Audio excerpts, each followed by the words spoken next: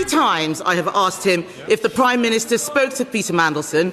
3 times he has refused to answer. We just heard it, a direct question, asked multiple times, and still no clear answer. Something explosive just unfolded inside the UK Parliament during Prime Minister's questions, and this is already being called a defining moment for British politics. Keir Starmer is under intense pressure over the Mandelson files, links to Jeffrey Epstein, serious questions about leadership, and growing concerns about judgment at the highest level of government. The leader of the opposition pressed him repeatedly on one simple question. Did he personally speak to Peter Mandelson before the appointment? But here's where it gets serious. We can only assume he did not speak to Peter Mandelson. From the documents published, we know he left the questioning of Mandelson's relationship with a convicted paedophile to 2 of Mandelson's closest friends, one of whom was also friends with a convicted paedophile. Asking those questions should have been his job. Why did he fail to do his duty? He doesn't give a clear answer. Instead, what follows is a pattern of deflection, political attacks, and shifting the conversation, while key concerns around accountability, transparency, and national security remain unanswered. And then things escalate even further, bringing in tensions around religion, public statements, and controversial figures, pushing this debate into something much bigger than just one question. This isn't just politics. This is pressure, exposure, and a moment that could define leadership credibility in the UK. Stay until the end, because the exchanges you're about to see completely change the context of this debate.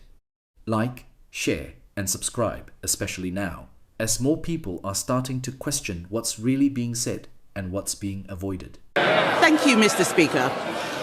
The Prime Minister tried to avoid scrutiny on the Mandelson files by releasing the documents immediately after Prime Minister's questions last week.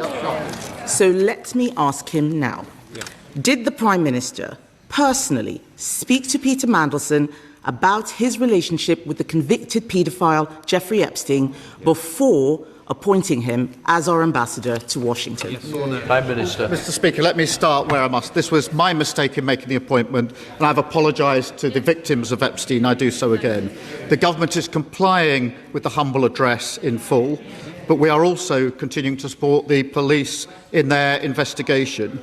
The matter of process was looked at by the independent advisor on ministerial standards. It's clear the appointment process wasn't strong enough, and that's why I've already strengthened it. But it was my mistake, Mr. Speaker, and I've apologised for it.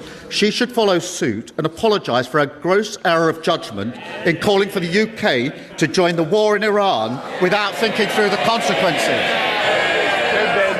Speaker, I know he doesn't want to talk about the documents he tried to bury last week. He's going to try and talk about anything else, but he's not going to get away with it. I asked him a question he did not answer. We know the Prime Minister was warned about the risk of appointing Peter Mandelson. This is not about the process. He knew that Mandelson stayed in Epstein's house after Epstein had been convicted for child prostitution.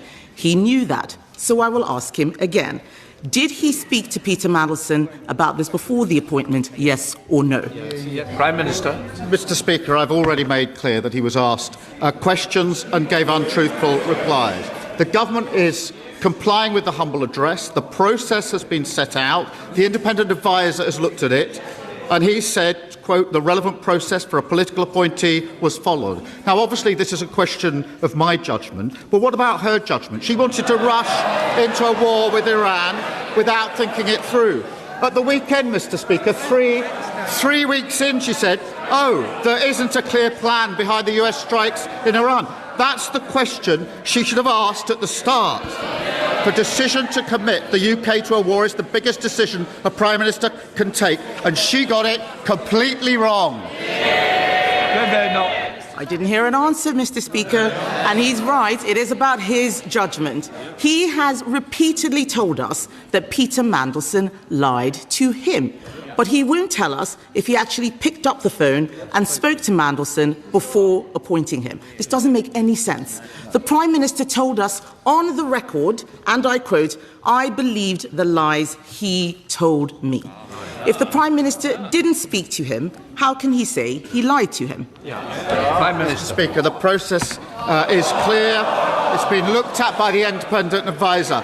And she asked me about the process and judgment on appointments.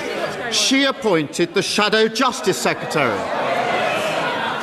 He said last night that Muslims praying in public, including the Mayor of London, practising his faith, are not welcome. He described it as an act of domination, straight from the Islamist playbook. If we're in my team, he'd be gone. It's utterly appalling. She should denounce his comments and she should sack him. He wants to talk about justice secretaries. His justice secretary is abolishing jury trials. My shadow justice secretary is defending British values. I know who I would rather have sitting on the front bench next to me, and it's not him. Prime Minister. But Mr. Speaker, this is important. He does want to talk about anything else except what I'm asking him. 3 times I have asked him if the Prime Minister spoke to Peter Mandelson. 3 times he has refused to answer. We can only assume he did not speak to Peter Mandelson. From the documents published, we know he left the questioning of Mandelson's relationship with a convicted paedophile to 2 of Mandelson's closest friends, one of whom was also friends with a convicted paedophile.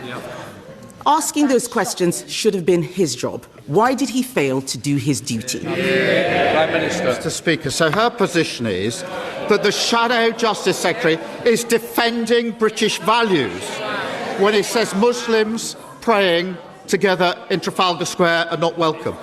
Mr. Speaker, even Tommy Robinson, I can hardly believe I'm saying this, has said today that if the Shadow Justice Secretary had made these hateful comments 2 years ago, the Conservative Party would have kicked him out. Now, Tommy Robinson isn't some sort of moral signpost. He was pointing out how much their party has changed. They're more inclined to his views, and he's right about that. The fact that he's sitting on her front bench shows she's too weak and has got absolutely no judgment. The Prime Minister wants to talk about my leadership. I'm shocked because his former deputy has just fired the starting gun on the race to replace him. And I'll tell him one thing. She and I both agree that this weak man should be replaced by a strong woman. But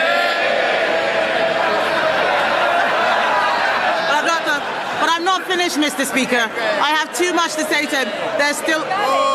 There is still a lot to ask. There is still a lot to ask about the Mandelson files. There's still a lot to ask. The Prime Minister knew that Mandelson had kept up a relationship with Jeffrey Epstein. The documents released also show he'd been warned about appointing Mandelson. He claims he was lied to. Mandelson had twice been fired for dishonesty. So why did the Prime Minister believe Peter Mandelson over the vetting documents? Prime Minister. Mr. Speaker, she asked about leadership. When I see religious events in Trafalgar Square, when I see Hindus celebrating Diwali, when I see Jews celebrating Hanukkah live, when I see Christians performing the Passion of Christ, or Muslims praying, that shows the great strength of our diverse city and country. I've never heard her party call out anything other than the Muslim events. It's only when Muslims are praying. The only conclusion is the Tory party has got a problem with Muslims. Can I just say, people say, I am not responsible for the answers. I've just got to say that. Thank you, Mr. Speaker. It's a shame he's not responsible for the answers either. The Prime Minister wants us to believe that he is a serious leader, but he doesn't do the work. He outsources the decisions, and when things go wrong, he blames the vetting, he blames the Chief of Staff, he blames the Cabinet Secretary, he blames anyone but himself. This Prime Minister appointed Peter Mandelson, but didn't bother to ask the questions. If he cannot be straight with the House on something as simple as this, why should we believe a word he says about anything?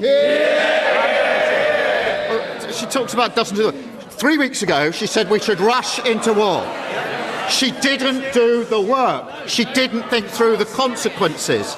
Committing our military to a war without thinking through the consequences is the gravest mistake a leader of the opposition can ever.